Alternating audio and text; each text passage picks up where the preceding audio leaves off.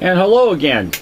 Thank you for all the viewing and subscribing and the great comments. I'm Alan Cook, the proud owner of the Midion, which is the painting that's on the right, and this is the Mona Lisa. For those who are just joining in, I don't know how to try to get you into letting you understand on all the other over 400 YouTubes in which we put out, but I'm showing you off the bat the two paintings that are identical, along with many other paintings of his works of Leonardo da Vinci.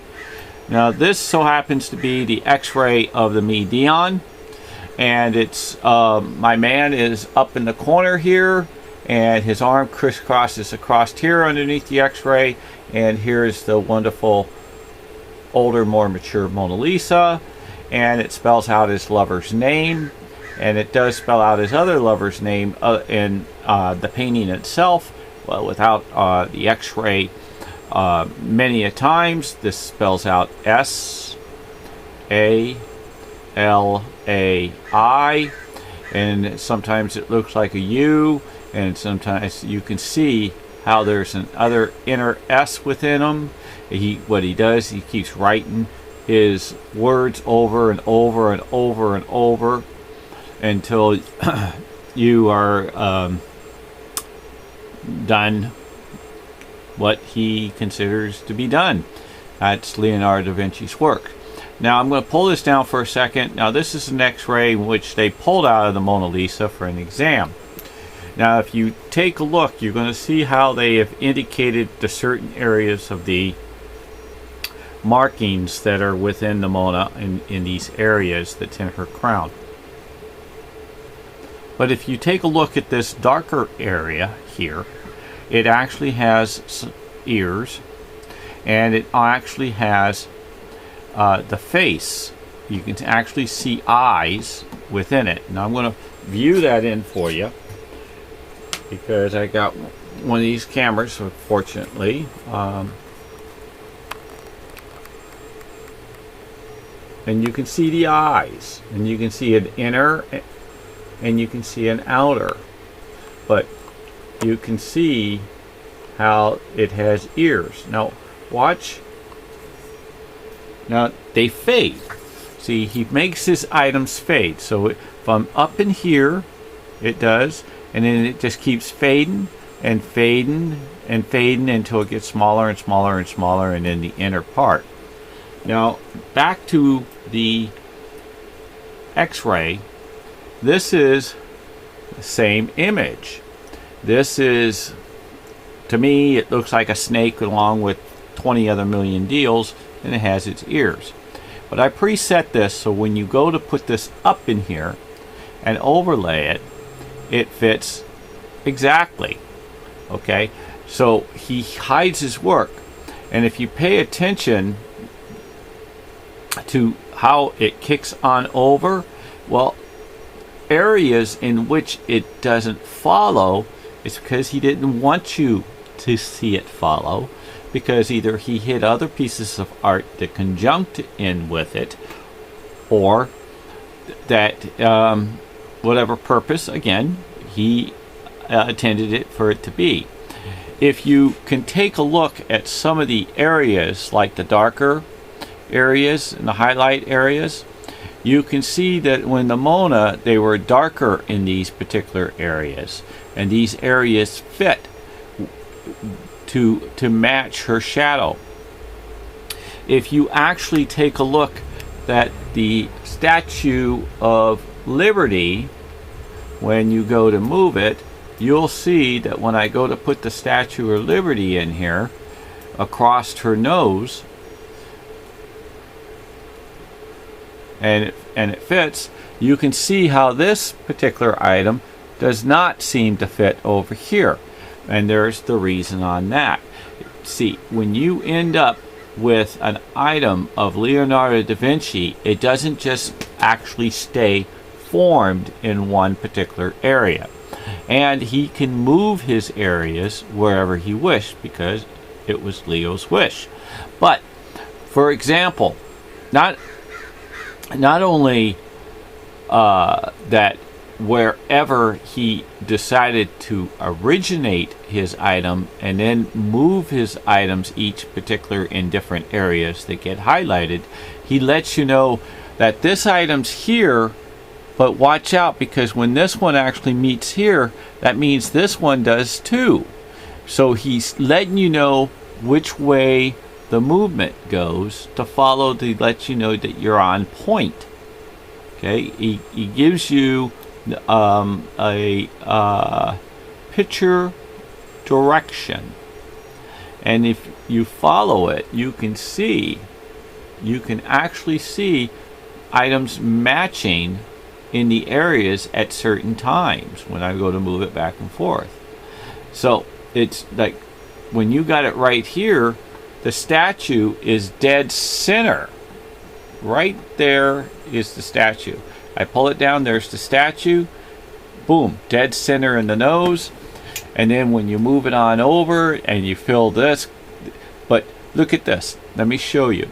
You see how this was the highlight, but you can see how it shadows, and then how it shadows. So when it's way over here,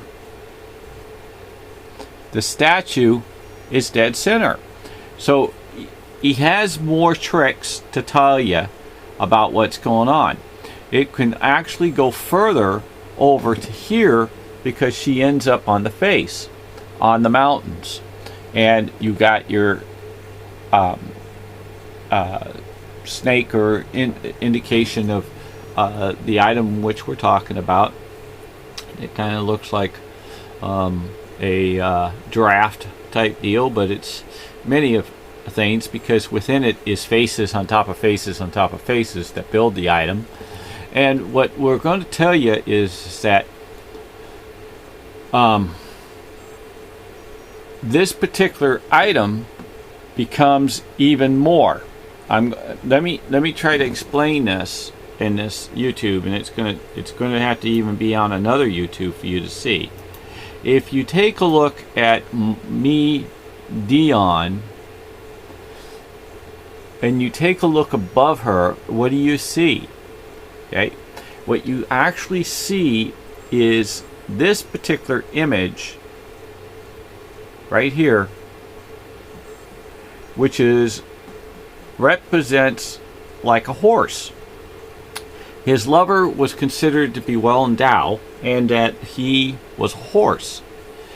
And so Sali was his model and his lover, and so was Melzi, to the best of my knowledge. Melzi and Sali and Leonardo da Vinci lived with each other till 1518 and 1519. 1518 was Sali, and or Sali, and 1519 was Melzi, who inherited everything except for the Mona Lisa itself of the painting, is what has been so told. The information I have in my painting is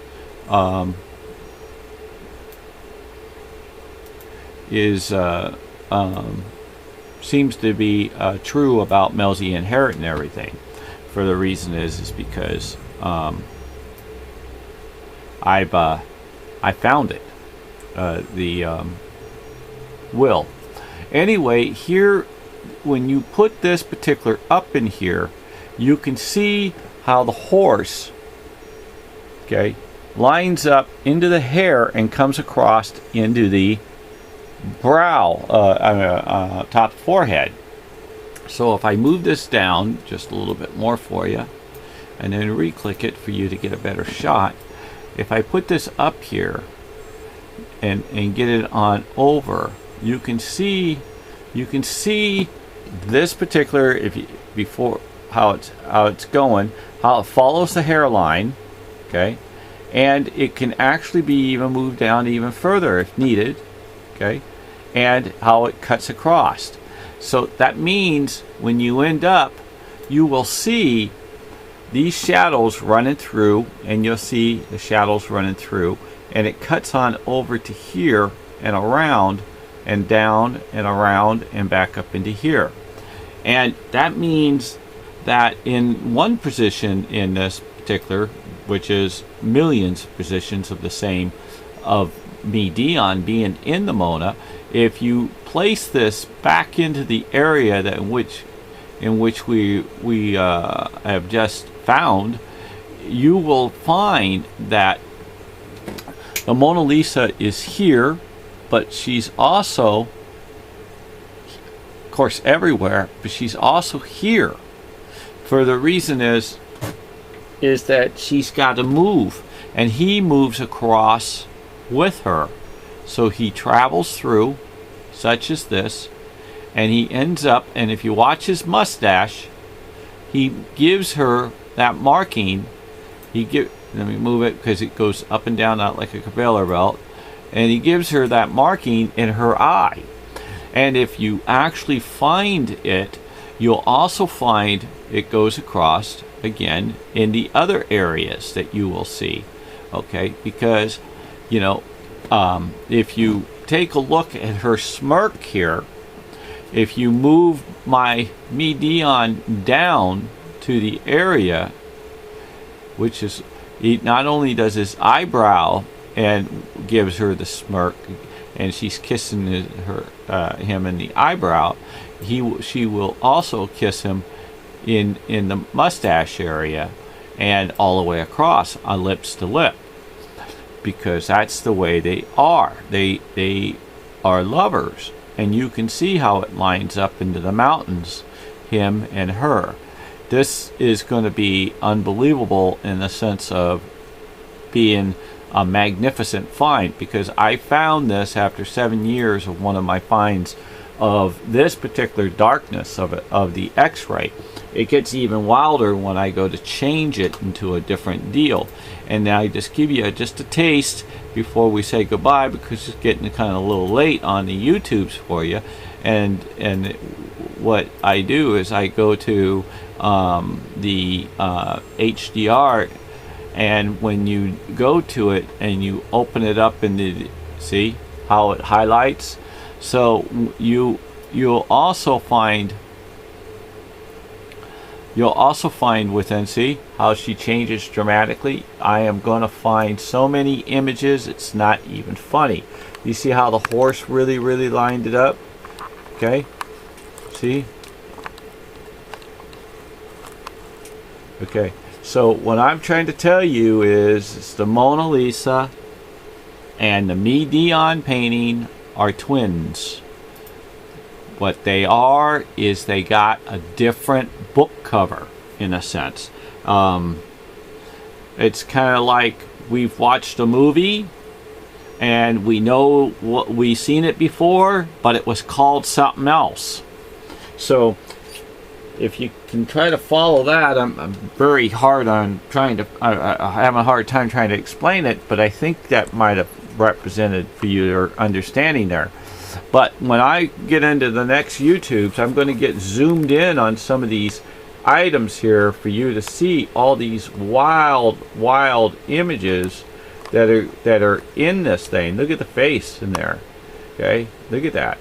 Okay, and try to please take this and get it booted up on a largest screen possible. Okay, as far as I'm concerned, it really needs to be booted up in a movie theater. Now, I wanted to rent a movie theater to get into these little grains of sand super blown up. So what is extremely interesting for you to know is what you're seeing is only what's on top, and we have trillions and trillions of images similar to this effect that goes down deeper, that matches identically into the Mona. So these things have not been fabricated in any way. And I want to say, I hope you guys are all healthy, and girls and children. And I hope that you guys are giving me a thumbs up and subscribing. And I can use any type of financial or even learning ability of how to get this out to the public. If anybody is able to assist, that would be awesome. I left my contact number in some, but I'll leave it again. And it's 707-568-7022.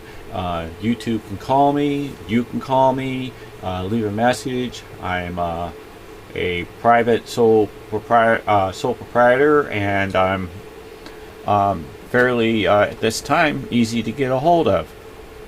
So any contact of information that can lead to the progressive information to be out there for the world to know.